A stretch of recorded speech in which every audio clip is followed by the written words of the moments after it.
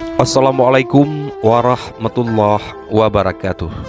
Dan ini adalah hadis tentang penyakit al-wahan. Rasulullah pernah mengatakan penyakit ini akan menimpa umat di akhir zaman. Mari kita simak video berikut dan apa penyakit al-wahan tersebut. Jika kita mendengar kata wahan, pasti pikiran kita langsung menuju ke wabah penyakit yang mendunia, yaitu virus corona. Telah kita ketahui bersama bahwa wabah virus corona yang melanda ke seluruh dunia ini berasal dari Wuhan, China. Dan hingga sekarang masih banyak dari negara-negara yang masih kewalahan menghadapi virus tersebut. Banyak versi pendapat dari para ahli maupun khalayak tentang virus ini. Ada yang menganggap bahwa virus tersebut sangat berbahaya dan ada yang menganggap sebaliknya. Apapun itu pendapatnya, yang harus kita kerjakan adalah tetap menjaga diri dan ikhtiar agar bisa terbebas dari virus tersebut. Selain penyakit dari Wuhan yang mengerikan, itu pendapat dari sebagian besar masyarakat dunia tersebut. Ada penyakit yang tidak kalah mengerikan, yaitu penyakit wahan. Apa itu penyakit wahan? Mari kita simak hadis berikut. Dari Sauban, ia berkata bahwa telah bersabda Rasulullah SAW, yang artinya, hampir saja bangsa-bangsa memangsa kalian sebagaimana orang lapar menghadapi meja penuh hidangan. Seseorang bertanya, apa saat itu kita sedikit? Beliau menjawab, bahkan saat itu kalian banyak, akan tetapi kalian seperti buih di laut. Allah akan cabut rasa takut dari dada musuh kalian, dan Allah sungguh akan mencapakkan penyakit wahan dalam hatimu. Seseorang bertanya, ya Rasulullah, apa itu wahan?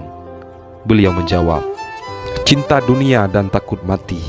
Hadis riwayat Abu Daud nomor 4297 dan Ahmad nomor 278, sahih kata Syekh Al-Albani. Dalam sebuah hadis Rasulullah SAW bersabda, umatku akan ditimpa penyakit yang pernah menimpa umat terdahulu. Sahabat bertanya, apakah penyakit umat terdahulu itu? Beliau menjawab, penyakit itu telah terlalu banyak seronok, terlalu mewah, menghimpun harta sebanyak mungkin, tipu menipu dalam merebut harta benda dunia, saling memarah, hasud menghasut, sehingga jadi zalim menzalimi. Hadis riwayat Al-Hakim.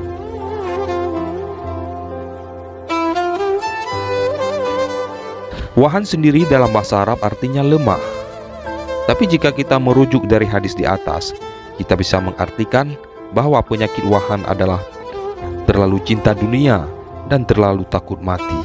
Jadi bisa kita artikan bahwa penyakit wahan adalah terlalu cinta dunia dan terlalu takut mati hingga membuat seseorang menjadi lemah iman, lemah untuk berjihad di jalan Allah atau dalam berdakwah, dan lemah untuk amal ma'ruf serta nahi mungkar.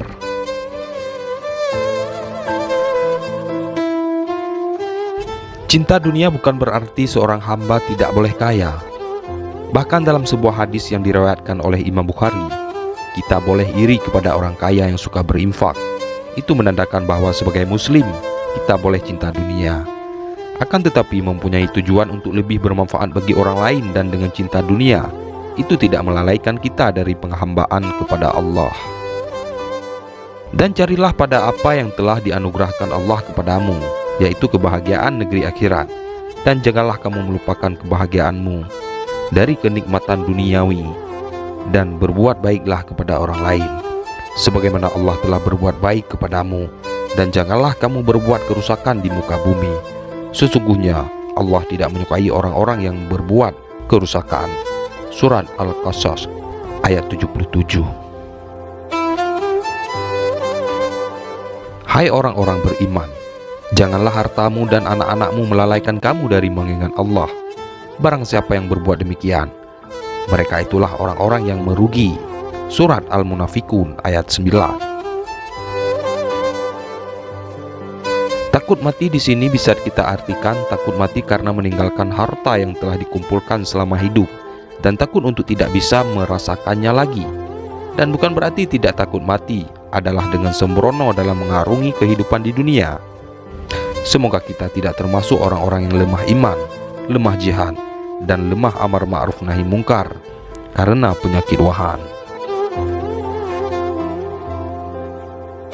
Dalam sebuah hadis, Rasulullah SAW pernah mengatakan bahwa umat ini suatu ketika akan menjadi seperti buih di tengah lautan, terombang-ambing seiring tiupan angin yang berlalu. Di hadis lain disebutkan bahwa suatu masa umat ini akan menjadi bagaikan sepotong daging yang lezat yang diperebutkan oleh anjing-anjing yang kelaparan. Pada hadis pertama, para sahabat bertanya, apakah ketika itu kita sedikit atau minoritas, ya Rasulullah? Beliau menjawab, bahkan kalian ketika itu banyak mayoritasnya, tapi saat itu kalian dihinggapi penyakit wahan. Sahabat kembali bertanya, apa itu wahan ya Rasulullah? Baginda Rasul menjawab, cinta dunia dan benci, takut akan mati. Pesan yang disampaikan oleh Rasulullah tersebut terasa nyata ketika kita mau dan berani membuka mata kesadaran bahwa umat ini memang sedang dihinggapi penyakit itu. Penyakit yang terindikasi oleh tendensi materialistik dengan mengabaikan nilai-nilai ukhrawi atau spiritualitas. Ketika Rasulullah menjawab tentang apa itu wahan, sesungguhnya beliau tidak memberikan arti kata maupun definisi dari kata itu. Justru yang beliau sampaikan adalah indikator atau penyebab terjadinya penyakit wahan itu. Seolah beliau ingin menyampaikan bahwa terjadinya penyakit wahan ini disebabkan oleh cinta dunia dan takut mati. Cinta dunia adalah penggambaran situasi kejiwaan atau mental state manusia yang sangat terkungkung oleh tendensi duniawi. Penyebutan cinta dunia ini merupakan penggambaran dari cara pandang kehidupan manusia yang materialis dan bersifat sementara. Dalam bahasa kininya, cinta dunia lebih dikenal dengan cara pandang atau konsep hidup yang materialis. Pahamnya dikenal dengan materialisme, perilakunya dikenal dengan materialistik. Dalam bahasa Arab lebih dikenal dengan al-madiyah atau cara pandang kehidupan yang dibatasi oleh hal-hal yang bersifat fisikal.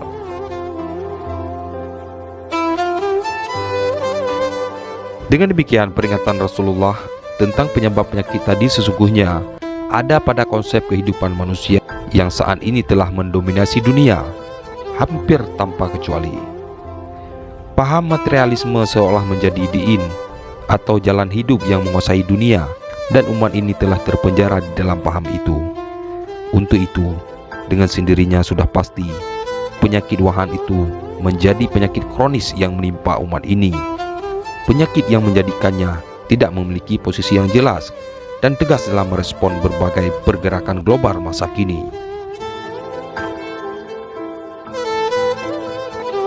Jika kita lihat lebih dekat lagi, sebenarnya kata wahan itu memiliki koneksi dengan kata kehinaan atau hinatun. Kata ini juga memiliki konotasi yang dekat dengan kata hayin yang bermakna lemah atau tidak memiliki sofistikasi.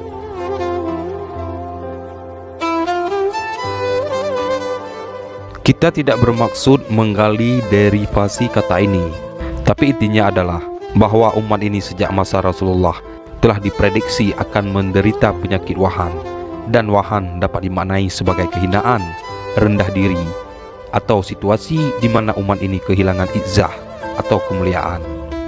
Diakui atau tidak, sadar atau tidak, kehinaan demi kehinaan telah menyelimuti kehidupan umat ini. Dan itu terjadi hampir dalam semua lini kehidupan. Di bidang perekonomian, umat tertinggal, bahkan sering jadi sapi perahan. Secara militer, jadi objek dagang dan uji coba peralatan militer dunia. Secara ilmu dan teknologi, sangat terbelakang. Secara politik, seringkali jadi mainan dunia global dan kekuatan dunia.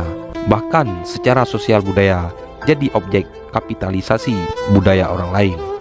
Dan semua itu terjadi karena cinta dunia tanpa kontrol atau materialisme yang mengakibatkan hilangnya harga diri atau kemuliaan.